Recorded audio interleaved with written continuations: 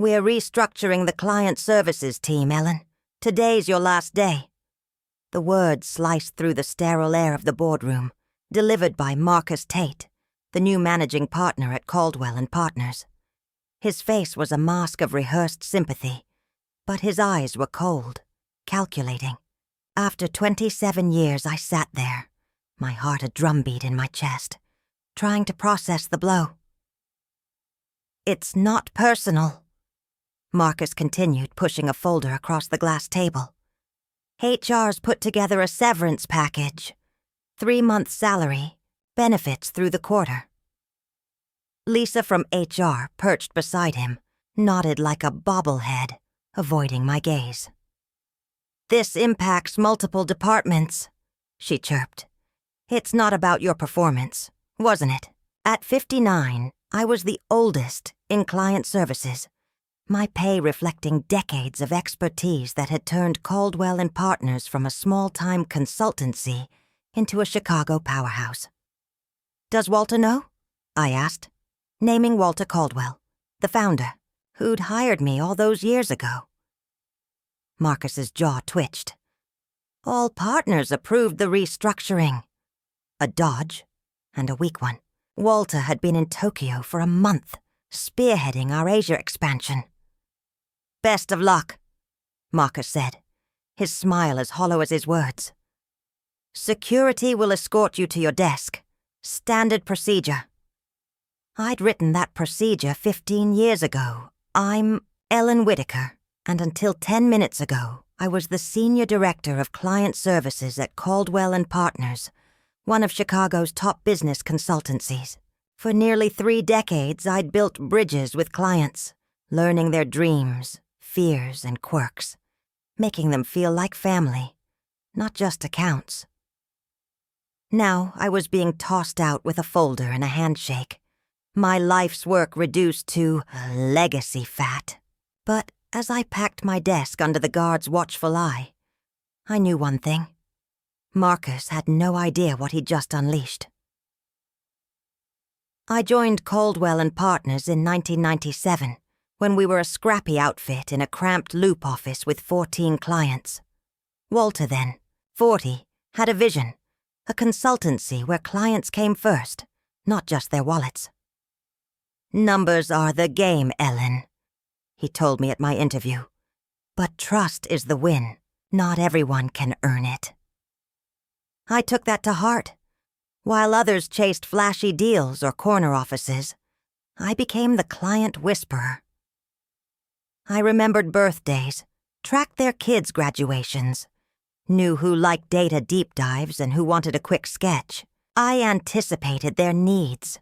Mergers, pivots, crises, before they even asked. "You're our glue," Walter said at my 20th anniversary, handing me a silver compass engraved with "Navigate True." The firm grew, and so did our reputation, thanks to relationships I nurtured. By last year, I managed ties with clients accounting for 65% of our revenue, $5 million from Lakeside Biotech alone, whose CEO, Diane Harper, insisted I stay her point person. But 2 years ago, investors came knocking, hungry for growth. New partners arrived, MBAs with buzzwords like optimization and scalability. Marcus Tate was the worst. Slick, ruthless, obsessed with margins. Since he joined 10 months ago, turnover spiked 35%. Walter's mantra, "clients first," morphed into Marcus's "profit first." I'd raised alarms in board meetings. "We're losing client loyalty for quick wins," I'd said, pointing to a 5% dip in retention. Marcus smirked. "The market's evolving, Ellen. We can't cling to old ways." My role shrank. Invites to strategy sessions dried up. Younger staff, like Tara Voss, a 30-something with a shark's grin, were assigned as co-leads on my accounts without my input. I overheard Marcus last month, his voice low. "Restructuring lets us cut the high-cost veterans. Their pensions are a liability." I should have seen it coming, but I trusted my value, my clients, would shield me. Loyalty, I thought, still mattered. As I packed my desk, my phone lit up. A text from Diane Harper. Heard about changes at C&P. Our reviews next week. Call me. I glanced at Marcus, already on his phone, likely reassuring clients. He didn't get it. Trust wasn't a spreadsheet cell. It was years of late-night calls, shared coffees, and promises kept. I'd been the heart of those bonds, and he'd just ripped it out. 3 days later, I sat in my Lincoln Park apartment, job boards open, my inbox full of unread colleague messages. Condolences, mostly, tinged with fear for their own jobs. LinkedIn buzzed with views, my firing a fleeting spectacle. Then my landline rang. Walter's number. "Ellen, I'm back from Tokyo," he said, his voice strained. "I didn't sign off on this. Marcus blindsided me while I was gone." Relief mixed with anger. "He said all partners agreed." They waited till I was out, pushed it through on an emergency vote for investor optics. You deserved better than a security walkout. "'To haven't done years, Walter," I said, my voice tight. "I built this firm with you."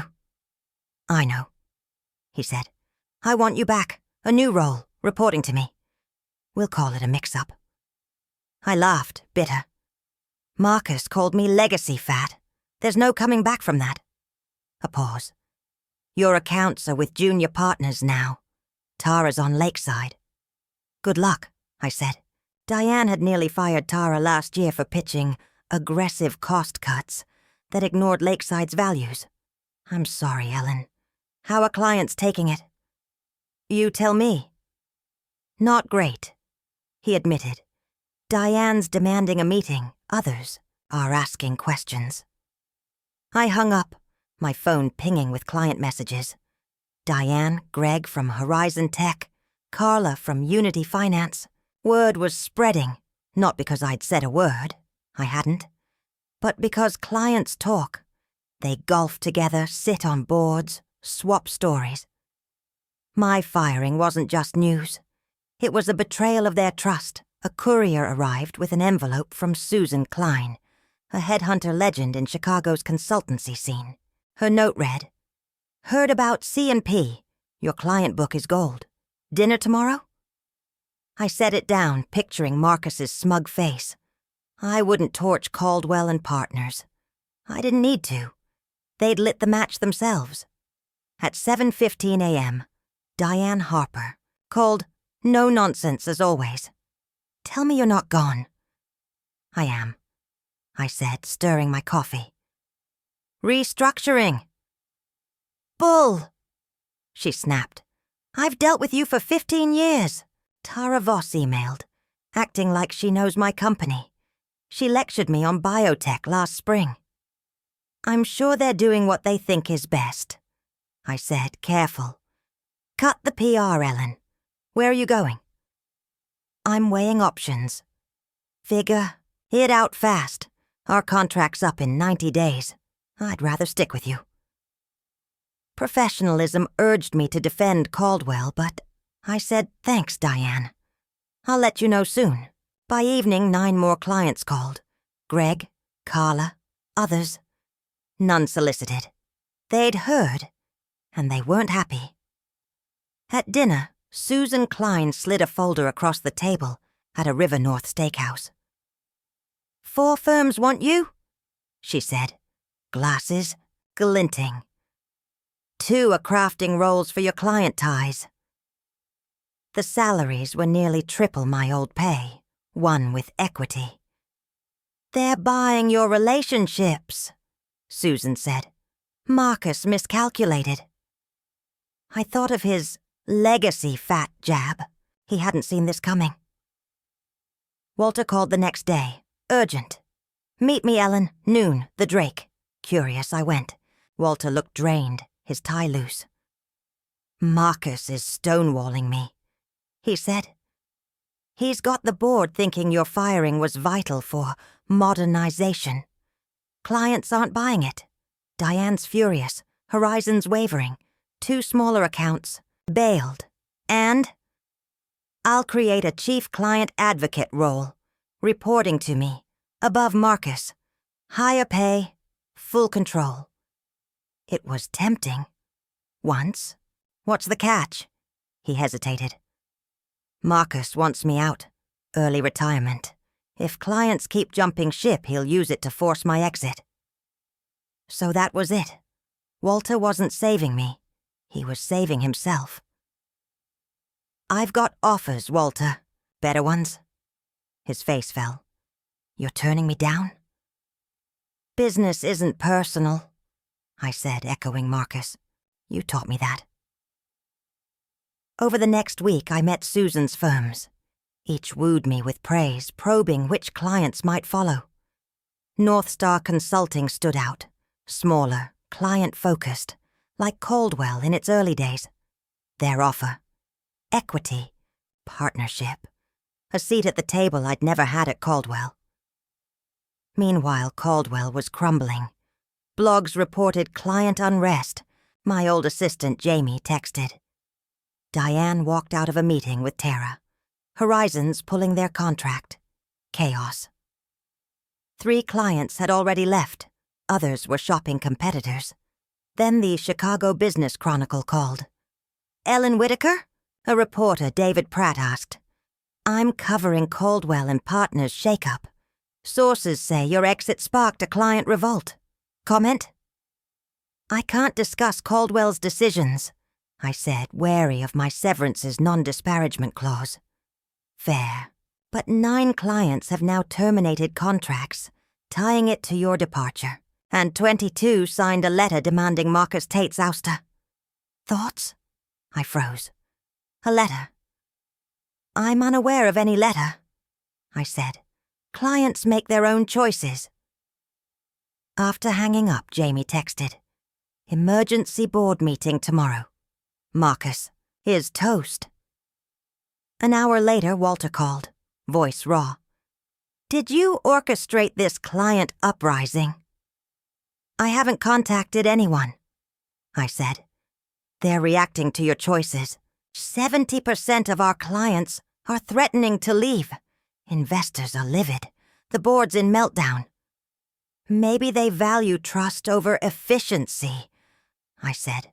Come back, he begged. Equity partner, full control, save us. And Marcus? The board's voting him out tonight. I thought of North Star's offer. Clean, promising. But those clients were my legacy, built over 27 years. I'll answer tomorrow, I said. Sleep didn't come. Returning to Caldwell meant facing colleagues who'd watched my walkout in silence, navigating Marcus's fallout, and fixing a broken culture. North Star was a blank slate. New team, new vision, no baggage. By dawn, I chose. I called Susan. I'm going with North Star, but there's a condition. She laughed when I explained. Ruthless Ellen. I'll pitch it. At 9 a.m., I walked into Caldwell and Partners, the receptionist gaping. Ms. Whitaker, the board meeting. Walter's expecting me. The boardroom was packed. Partners, staff, tension thick. Marcus was gone. Walter stood, relief flooding his face. Thanks for coming, he began. We're addressing client concerns after recent missteps. I'm thrilled to announce Ellen Whitaker's return as equity partner, heading our new client trust division. Murmurs spread. Walter beamed. Also, the board has removed Marcus Tate as managing partner, effective immediately. His approach didn't align with our values. Jamie flashed a grin from the back. Walter gestured. Ellen, a word. I stepped forward, calm. Thank you, Walter, for the offer. But I'm not returning. Gasps rippled. Walter's smile vanished. I've accepted a partnership at North Star Consulting, which, as of last night, acquired a majority stake in Caldwell and Partners through Vanguard Ventures. The room exploded. Walter staggered. "Ellen, what have you done?" "Nothing personal," I said. "North Star's been eyeing Chicago. Vanguard, your biggest investor, saw an opportunity after your client losses. It's just business." I continued. "North Star values Caldwell's relationships and staff. There's no plan for mass cuts, unless efficiency demands it." The irony wasn't lost on anyone. As I left, Walter called, "You planned this?" "No," I said, turning. "You did, when you let loyalty die." My phone buzzed. Diane. "Heard about North Star? Lunch to discuss Lakeside's future?" I smiled. Justice had found me.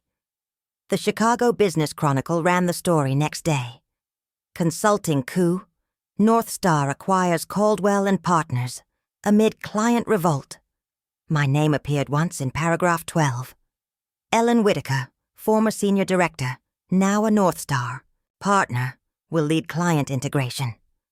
A dry note for a tectonic shift. In weeks, I'd gone from fired to steering the firm that discarded me. Integration began smoothly. I worked from North Star's sleek offices, merging client lists. Former Caldwell colleagues flocked to me, some for job security, others suddenly loyal to my vision. I kept most staff. Their expertise was Caldwell's backbone. Walter took a consulting role, our talks cool but civil. His failure to shield me after 27 years left a scar. Marcus landed at a no-name firm, his star dimmed. Diane and 8 other clients followed me to North Star, boosting our revenue 28% in 6 months. The 3 who'd left Caldwell returned, trust restored. In my office overlooking the Chicago River, I met Diane for lunch. "The industry's calling. This a masterclass takeover," she said, grinning. "You showed them. Relationships are the real capital." "Not a takeover," I said. "A reckoning," she laughed. "You proved what I always knew. You're the asset, not their logo." 6 months on, North Star Caldwell thrives, retention at 97%. My silver compass sits on my desk, a reminder to navigate true. I didn't seek revenge when Caldwell cut me. Loose. I didn't have to. They'd forgotten their heart. Me, the trust I built. By severing it, they handed me the power to reshape their future. Sometimes justice doesn't need a fight. It just needs you to know your worth and wait for the world to catch up.